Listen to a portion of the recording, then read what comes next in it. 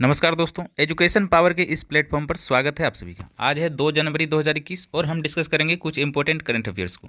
यदि आप हमारे चैनल पर नए हैं तो हमारे चैनल को सब्सक्राइब कर लीजिए। चलिए शुरू करते हैं आज के पहले प्रश्न से। आज का पहला प्रश्न है, हाल ही में किस देश ने बासमती चावल के लिए भौगोलिक संकेतक GI टैग प्राप्त किया है?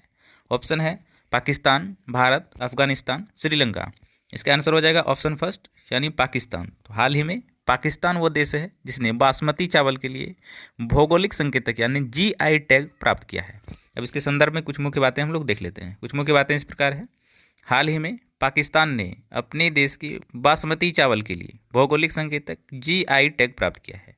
अब बासमती चावल क्या है? तो ये लंबे और पतले होते हैं जो काफ़ी सुगंधित होते हैं और उच्चतम श्रेणी का चावल है, और इसके लिए पाकिस्तान ने अभी GI टैग प्राप्त किया है। पाकिस्तान की बात है तो पाकिस्तान की राजधानी है इस्लामाबाद। कहाँ है? इस्लामाबाद।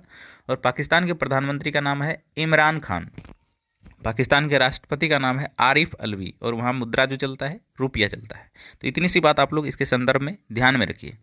चलिए हम लोग चलते हैं अगले प्रश्न पे। अगला प्रश्न है, हाल ही में किस मंत्रालय ने विश्व बैंक के साथ STARS परियोजना पर हस्ताक्षर किया है? ऑप्शन है पृथ्वी विज्ञान मंत्रालय, दूसरा ऑप्शन है संचार मंत्रालय, तीसरा है शिक्षा मंत्रालय, चौथा है इनमें से कोई नहीं। इसका आंसर हो जाएगा ऑप्शन थर्ड यानी कि शिक्षा मंत्रालय। तो हाल ही में शिक्षा मंत्रालय ने विश्व बैंक के साथ STARS यानी स्टार्स परियोजना पर हस्ताक्षर किया है। अभी स्टार्स परियोजना क्या है, चलिए इसके संदर्भ में कुछ बातें हम लोग देख लेते हैं। कुछ मुख्य बातें इस प्रकार है, STARS का फुल फॉर्म होता है strengthening teaching results for states. क्या होता है? Strengthening teaching results for states. और स्टार्स परियोजना 28 जनवरी 2021 को शिक्षा मंत्रालय के तहत आर्थिक मामलों के विभाग यानी DEA तथा विश्व बैंक के द्वारा हस्ताक्षरित किया गया है। ठीक है, और अभी वर्तमान में केंद्रीय शिक्षा मंत्री हैं रमेश पोखरियाल निशंक। तो इतनी सी बात आप लोग इसके संदर्भ में ध्यान में रखिए। चलिए हम लोग चलते हैं अगले प्रश्न पे। अगला प्रश्न है, हाल ही में एस्टोनिया की पहली महिला PM कौन बनी है? ऑप्शन है एनी कोहरू, क्रेस्टी कलजुलेद, तीसरा है काजा क्लास, चौथा है इनमें से कोई नहीं। इसका आंसर हो जाएगा ऑप्शन थर्ड यानी कि काजा क्लास। हाल ही में काजा क्लास एस्टोनिया की पहली महिला प्रधानमंत्री बनी है। चलिए इसके संदर्भ में कुछ मुख्य बातें हम लोग देखते हैं। कुछ मुख्य बातें इस प्रकार हैं, काजा क्लास जूरी तास का स्थान ग्रहण करेंगे। किसका स्थान ग्रहण करेंगे? जूरी तास का। और जिन्होंने हाल ही में भ्रष्टाचार के घोटाले के आरोपी होने के कारण इस्तीफा दी है। जूरी तास ने इसके लिए इस्तीफा दी है। और इसके बाद एस्टोनिया पूरी दुनिया में एकमात्र देश बन जाएगा जहां प्रधानमंत्री एवं राष्ट्रपति दोनों ही महिला होंगी। तो एस्टोनिया की राजधानी कहाँ है? एस्टोनिया की राजधानी है तल्लीन। एस्टोनिया में कौन मुद्रा चलती है? वहाँ चलती है यूरो। और एस्टोनिया के प्रधानमंत्री का नाम है काजा क्लास, जो इसकी चर्चा मैंने अभी की। और वहाँ के राष्ट्रपति का नाम है क्रेस्टी कलजुलेद। ठीक है, क्रेस्टी कलजुलेद। तो इतनी सी बात आप लोग इस प्रश्न के संदर्भ में ध्यान में रखिए। चलिए हम लोग चलते हैं अगले प्रश्न पे। अगला प्रश्न है, लोअर अरुण जल विद्युत परियोजना निम्न में से कहाँ स्थित है? ऑप्शन है नेपाल, भारत, बांग्लादेश, इनमें से कोई नहीं। इसका आंसर हो जाएगा ऑप्शन फर्स्ट यानी नेपाल। तो लोअर अरुण जल विद्युत परियोजना कहाँ स्थित है? नेपाल में स्थित है। चलिए इसके संदर्भ में कुछ मुख्य बातें हम लोग देख लेते हैं। कुछ मुख्य बातें इस प्रकार है, लोअर अरुण जल विद्युत परियोजना नेपाल के संखवा सभा और भोजपुर जिले में स्थित है। कहाँ स्थित है? नेपाल के संखवा सभा और भोजपुर जिले में स्थित है। इस परियोजना के पूर्ण होने पर प्रतिवर्ष 3,561 मिलियन यूनिट बिजली का उत्पादन होगा। इतनी सी बातें आपको इसके संदर्भ में ध्यान में रखनी है। चलिए हम लोग चलते हैं अगले प्रश्न पे। अगला प्रश्न है, 30 जनवरी 2021 को महात्मा गांधी की कौन सी पुण्यतिथि मनाई गई है? ऑप्शन है 73वां, 72वां, 64वां, इनमें से कोई नहीं। इसका आंसर हो जाएगा ऑप्शन फर्स्ट यानी 73वां। तो 30 जनवरी 2021 को महात्मा गांधी की 73वीं पुण्यतिथि मनाई गई है। अब इसके संदर्भ में कुछ मुख्य बातें हम लोग देखते हैं। कुछ मुख्य बातें इस प्रकार है, 30 जनवरी 1948 को प्रार्थना सभा में गांधी जी की नाथूराम गोडसे ने गोली मारकर हत्या कर दी थी। क्या की थी? गोली मारकर हत्या कर दी थी। और उसी के दिन में, उसी के दिवस को हम लोग शहीद दिवस के नाम से भी मनाते हैं। तो 30 जनवरी 1948 को ये घटना हुई थी और तभी से हम लोग इसे मनाते हैं पुण्यतिथि के रूप में। तो इसी दिन इसकी पुण्यतिथि मनाई जाती है।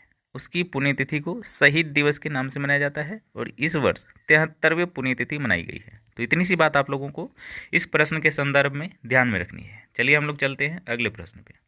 अगला प्रश्न है, हाल ही में जारी एशिया पैसिफिक पर्सनलाइज्ड इंडेक्स में कितने देश ने हिस्सा लिया है या कितने देश शामिल हैं? ऑप्शन है 9, 10, 13, 11। इसका आंसर हो जाएगा ऑप्शन 4 यानी कि 11। तो हाल ही में जारी एशिया पैसिफिक पर्सनलाइज्ड इंडेक्स में 11 देश शामिल है। अब ये 11 देश कौन कौन है, चलिए इसके संदर्भ में हम लोग देखते हैं। इस इंडेक्स में 11 देश भारत, इंडोनेशिया, ऑस्ट्रेलिया, चीन, Japan, Malaysia, Thailand, New Zealand, Singapore, दक्षिण कोरिया और ताइवान, ये 11 देश हैं जो इस इंडेक्स में शामिल हैं। और ये इंडेक्स जो जारी किया है वो जारी किया है इकोनॉमिस्ट इंटेलिजेंस यूनिट यानी EIU, इसके द्वारा ये प्रकाशित किया गया है। इस इंडेक्स में भारत को 10वां स्थान मिला है, जबकि सिंगापुर को प्रथम स्थान मिला है तथा इंडोनेशिया को 11वां यानी सबसे अंतिम स्थान मिला है। तो इतनी सी बात आप लोग इस प्रश्न के संदर्भ में ध्यान में रखिए। चलिए हम लोग चलते हैं अगले प्रश्न पे। अगला प्रश्न है, हाल ही में किसे एशियाई क्रिकेट काउंसिल के अध्यक्ष बनाया गया है? क्या बनाया गया है? एशियाई क्रिकेट काउंसिल के अध्यक्ष बनाए गए हैं। ऑप्शन है नजमुल हुसैन, दूसरा ऑप्शन है सौरभ गांगुली, तीसरा है जय शाह, चौथा है गौतम गंभीर। इसका आंसर हो जाएगा ऑप्शन 3 यानी जय शाह। तो हाल ही में ACC यानी एशियाई क्रिकेट काउंसिल के अध्यक्ष जय शाह को बनाया गया है। तो इतनी सी बात इसके संदर्भ में ध्यान में रखिए। चलिए इसके कुछ मुख्य बातों को हम लोग देख लेते हैं। कुछ मुख्य बातें इस प्रकार हैं, हाल ही में जय शाह को ACC यानी कि एशियाई क्रिकेट काउंसिल के अध्यक्ष बनाया गया है। यह BCCI के सचिव थे और ACC का फुल फॉर्म होता है एशियन क्रिकेट काउंसिल। क्या होता है? Asian cricket council. एशियाई क्रिकेट काउंसिल का मुख्यालय कहाँ है? कोलंबो में है और ये श्रीलंका में। तो इसकी स्थापना कब हुई थी? 13 सितंबर 1983 को। इतनी सी बात आप लोगों को इसके संदर्भ में ध्यान में रखनी है। चलिए हम लोग चलते हैं अगले प्रश्न पे। अगला प्रश्न है, हाल ही में भारतीय नौसेना ने किस फास्ट अटैक क्राफ्ट को डिकमिशन किया है?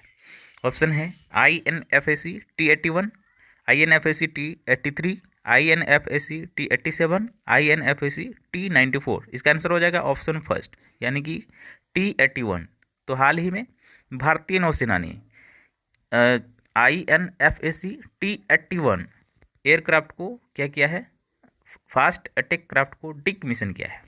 इसके संदर्भ में कुछ मुख्य बातें हम लोग देख लेते हैं। कुछ मुख्य बातें इस प्रकार हैं, INFAC का फुल फॉर्म होता है Indian Navy fast attack craft. क्या होता है? Indian Navy fast attack craft होता है।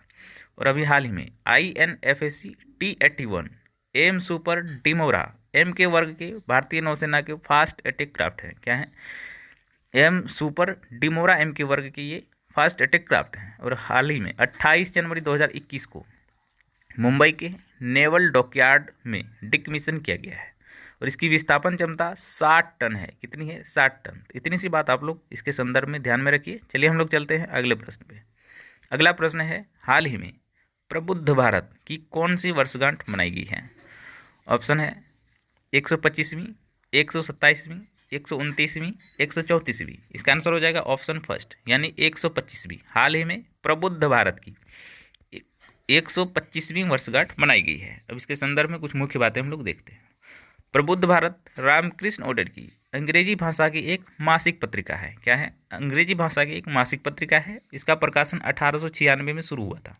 कब हुआ था? 1896 में शुरू हुआ था। और उन्होंने धार्मिक, मनोवैज्ञानिक, ऐतिहासिक, सांस्कृतिक विषयों पर लेख लिखा था, इसीलिए ये काफ़ी महत्वपूर्ण है। 31 जनवरी 2021 को प्रधानमंत्री ने नरेंद्र मोदी ने इस समारोह को संबोधित किया है। तो इतनी सी बात आप लोग इस संदर्भ में ध्यान में रखिए।